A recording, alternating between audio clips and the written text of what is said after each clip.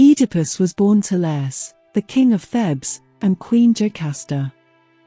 Yet, before his birth, a terrible prophecy had been foretold by the oracle of Delphi.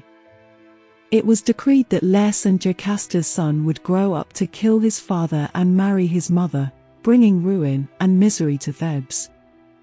Terrified by this prophecy, Laius and Jocasta made a fateful decision. They decided to abandon their newborn son, Oedipus, on a desolate mountainside, hoping to thwart the grim prophecy and save their city from doom. Oedipus's fate seemed sealed as he was left to die on that lonely hillside. However, the cruel hands of destiny had other plans. A shepherd discovered the infant and, instead of leaving him to perish, took pity on the helpless child. He brought Oedipus to the distant kingdom of Corinth, where the childless King Polybus and Queen Merope gladly adopted him as their own.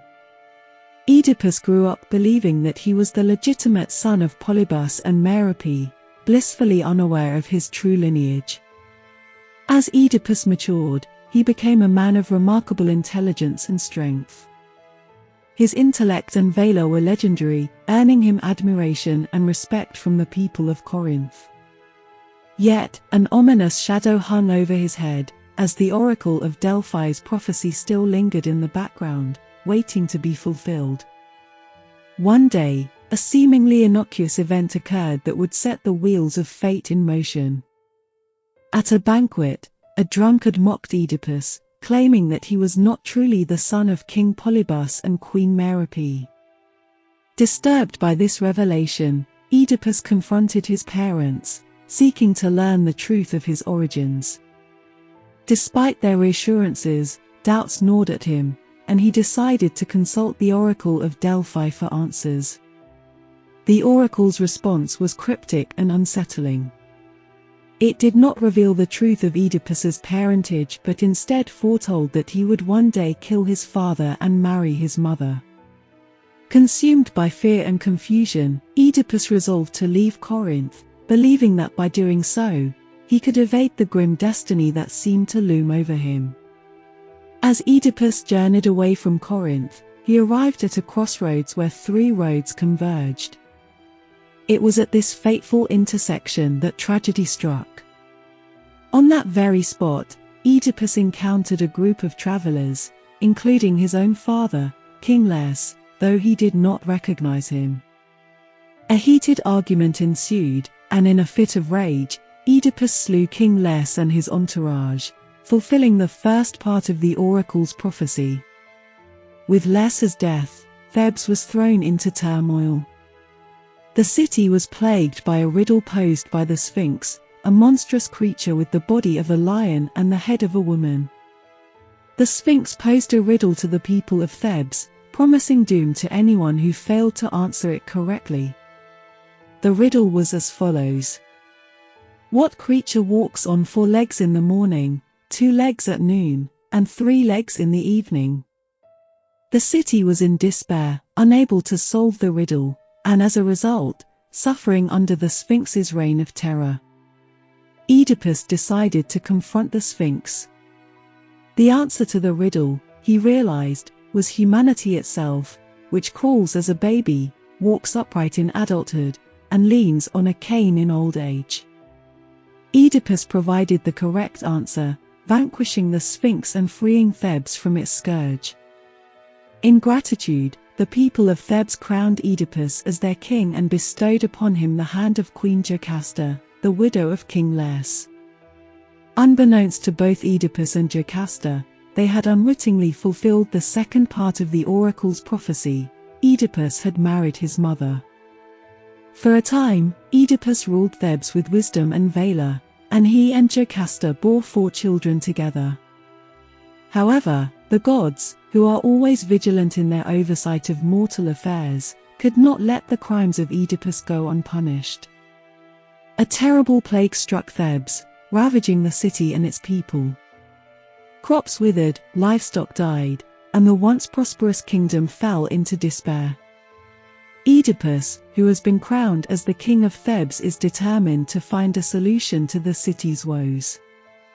Little does he know that his quest for truth will lead him down a path of unimaginable horror. Oedipus sends his brother-in-law and trusted advisor, Creon, to the oracle of Delphi.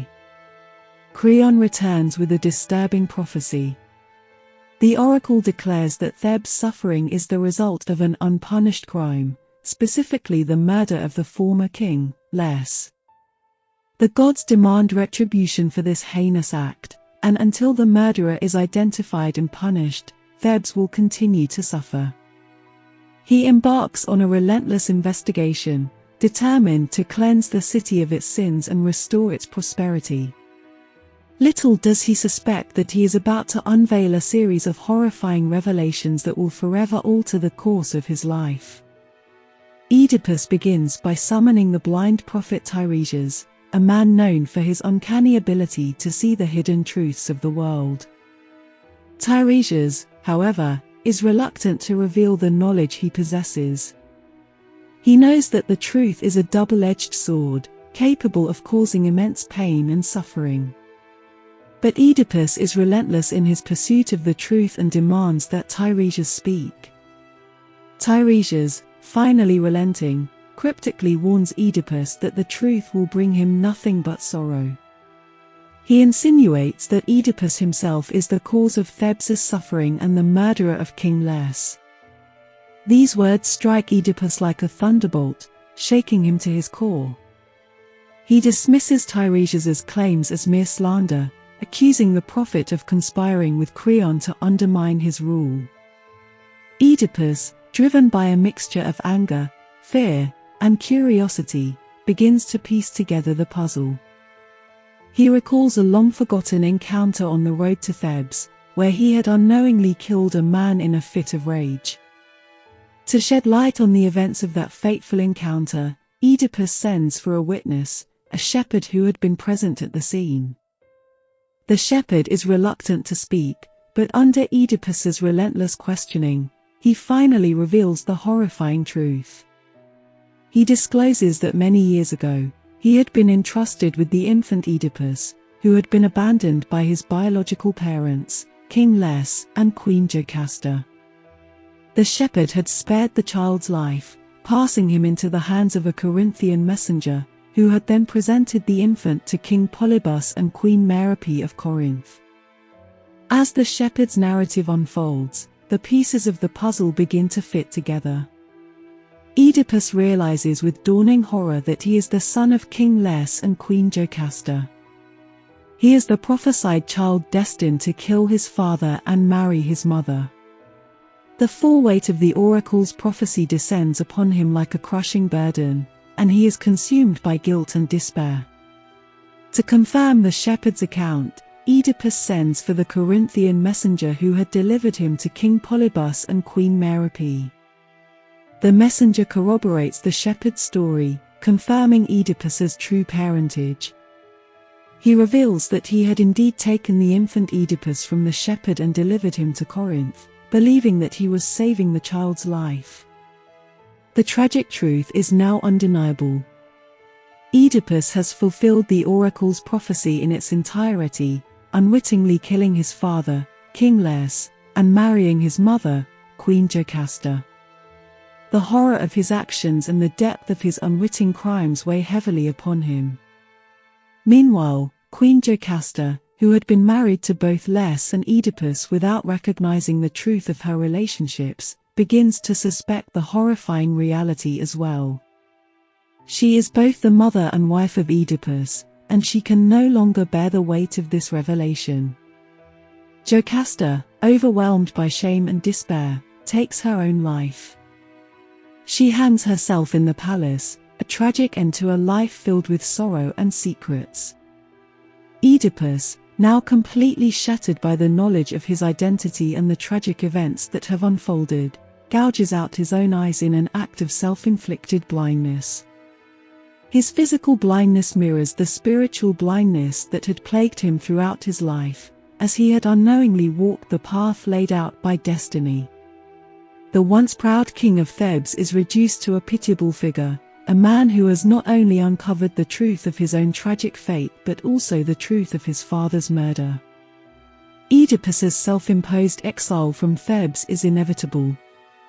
He leaves Thebes, accompanied only by his loyal daughter Antigone, who chooses to share his exile and provide him with solace in his darkest hours. Thanks for watching. Subscribe to get more content like this.